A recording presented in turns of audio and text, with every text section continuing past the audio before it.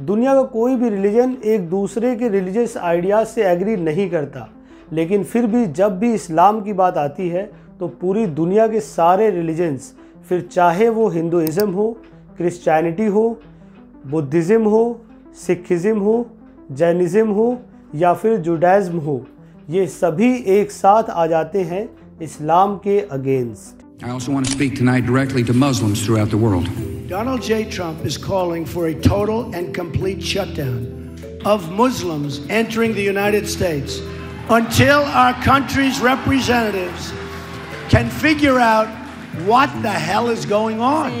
Was radical Islam. Ce à quoi nous devons nous attaquer. What we must fight is Islamist separatism. It's a conscious, theoretical, socio-political project. It's repeatedly at odds with the values of the Republic and often leads to the creation of a counter-society.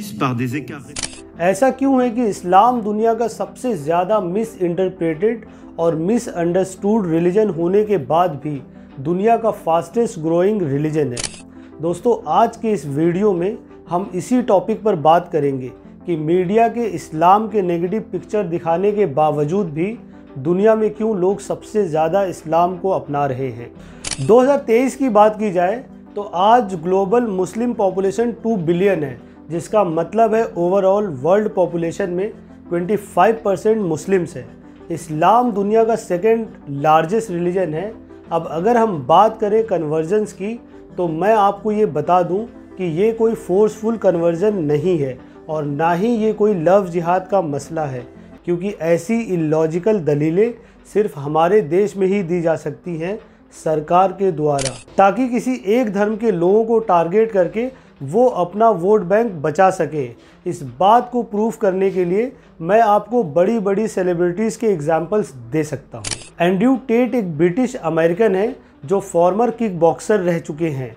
ये इस्लाम में convert हुए और piers Morgan के साथ interview में ये कहते हैं, Islam is beautiful and I felt differently inside since I've converted and I think it has the solutions to a lot of the problems we're facing in the world today. इसके बाद बात आती है former Dutch MP Joram van Klaveren की।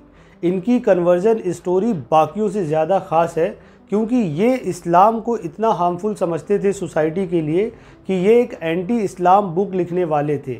और towards eternity के एक interview में ये क्या कहते हैं, आइए सुनते हैं। I decided to write an anti-Islam book, which started as an anti-Islam book, changed into this search for God, and it ended up me becoming a Muslim. इसी तरह कैट स्टीवन जो एक ब्रिटिश सिंगर और song writer हैं, उन्होंने भी इस्लाम में convert किया और अब उनका नाम यूसुफ इस्लाम है। दोस्तों, ऐसे हज़ारों एग्जाम्पल्स हैं सेलिब्रिटीज़ के जिन्हें आप इंटरनेट पे सर्च करके देख सकते हैं और उनकी कन्वर्जन स्टोरीज़ को सुनकर ये भी आप समझ सकते हैं कि ये कोई फोर्सफुली कन्वर्टेड लोग नहीं थे। लेकिन अभी हमारा सवाल वहीं का वहीं है कि लोग क्यों इस्लाम में कन्वर्ट होते हैं, जबकि मीडिया ने कोई कसर नहीं छोड़ी इस्लाम को डिफेम करने में। तो दोस्तों, चलिए इसे समझते हैं। सबसे पहली बात तो ये है कि जो लोग इस्लाम में कन्वर्ट हुए हैं वो मुस्लिम या अपने मुस्लिम फ्रेंड से इंटरेक्ट करके नहीं हुए हैं, बल्कि उनके कुछ ऐसे सवाल रहे थे जिनके जवाब उनका रिलीजन या कोई और रिलीजन नहीं दे पाया, और उन्हें उन सवालों के जवाब कुरान, हदीस और लाइफ ऑफ प्रॉफिट मोहम्मद को समझकर और उनके बारे में पढ़कर मिले हैं। दोस्तों, ऐसा नहीं है कि इस्लामोफोबिया आज से या फिर 100 साल पहले से फैलाया जा रहा है।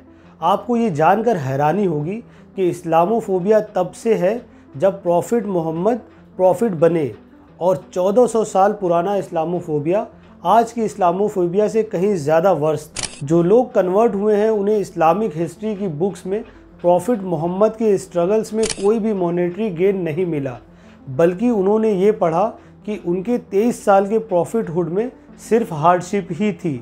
उन्हें और उनके फॉलोअर्स को बाइकआउट कर दिया गया था, किसी को उन्हें कुछ भी बेचने की इजाज़त नहीं थी। उनके फॉलोअर्स को प्रोसिक्यूट कर दिया गया था, उन पर स्टोन पेल्टिंग होती थी और प्रॉफिट मोहम्मद ने अपने रिलेटिव्स और लव्ड वंस को भी खो दिया था। उसके बावजूद भी वो अपने कॉज से पीछे नहीं हटे थे। इसके बाद जब लोगों ने रियलाइज़ करके उनसे माफ़ी मांगी, तब प्रॉफिट मोहम्मद ने उन्हें माफ़ कर दिया। यही वजह है कि जो लोग कन्वर्ट हुए या जो लोग कन्वर्ट होते हैं वो जितना ज़्यादा प्रॉफिट मोहम्मद के बारे में पढ़ते हैं उतना ही उन्हें एडमायर करते हैं। दोस्तों, इस्लाम में कन्वर्ट होने की एक और बड़ी वजह ये रही है कि इस्लाम खुद फोर्सफुल कन्वर्जन्स में बिलीव नहीं करता। अकॉर्डिंग टू इस्लाम, एक इंसान को क्वेश्चंस पूछने हैं और उनके जवाब उन्हें कुरान हदीस में मिलते हैं। देखा जाए तो बाकी सभी रिलीजन में कुछ सवालों के कोई लॉजिकल आंसर्स नहीं होते। उनका मानना है कि धर्म का रिश्ता दिल से होता है, कोई सवाल मत पूछो, सिर्फ भरोसा रखो। लेकिन ये बात इस्लाम को यूनिक बनाती है, क्योंकि ऐसा कोई भी फील्ड या एरिया नहीं है जिसे इस्लाम ने कवर ना किया हो और जिसके जवाब ना दिए हों। 1400 सालों से इस्लामिक हिस्ट्री की कई वॉल्यूम्स हैं बुक्स की, जिनमें इन सवालों के लॉजिकल आंसर्स दिए गए हैं। कुरान के कई सारे वर्सेस ऐसे हैं जिनमें लोगों को इनकरेज किया गया है लॉजिक यूज़ करने के लिए, साइंटिफिक नॉलेज गेन करने के लिए और रीज़न करने के लिए। और इन सभी एरियाज़ में जितने भी सवाल एक इंसान के हो सकते हैं वो सभी इस्लाम प्रोवाइड करता है, जिससे ये मोस्ट लॉजिकल रिलीजन बन जाता है। दोस्तों, हम बात कर रहे हैं 1400 साल पहले की। ये वो वक्त था जब इस्लाम ने ऐसे प्रॉब्लम्स के सल्यूशंस दे दिए थे जो प्रॉब्लम आज हमारी सिविलाइजेशन भी सॉल्व नहीं कर पाई है। मैं कोई हवा में तीर नहीं चला रहा हूँ, मैं आपको प्रूफ दे देता हूँ। सबसे पहले बात करते हैं रेसिज्म की, जो आज ब्लैक्स और वाइट्स में डिफरेंस क्रिएट करता है। ब्लैक को ह्यूमिलिएट किया जाता है और उन्हें लेस ह्यूमन समझा जाता है। अब रेसिज्म को कुरान में कुछ इस तरह कोट किया गया है, he who calls people to racism is not from us. और बाकी भी कुछ और कोट्स हैं जो आप अपने स्क्रीन पर देख सकते हैं। अब दूसरी सबसे ज़्यादा बड़ी प्रॉब्लम है जो ग्लोबली हम फेस कर रहे हैं, वो है हंगर और पॉवर्टी की। इसका भी अब तक कोई परमानेंट या एग्जैक्ट सल्यूशन नहीं निकाला गया है, जबकि इस्लाम ने इसका सल्यूशन 1400 साल पहले न सिर्फ दिया था बल्कि मैंडेट किया गया था लोगों पर इसे प्रॉपर्ली फॉलो करने के लिए। इसका सल्यूशन है ज़कात।